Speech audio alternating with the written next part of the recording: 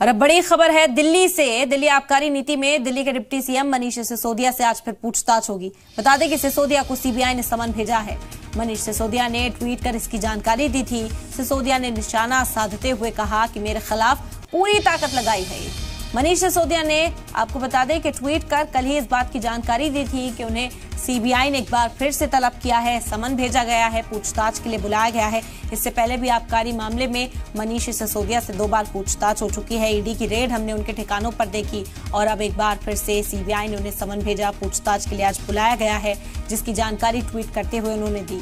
बता दें कि मनीष सिसोदिया ने इस दौरान निशाना साधा जांच एजेंसियों पर, साथ ही साथ मरकजी सरकार पर।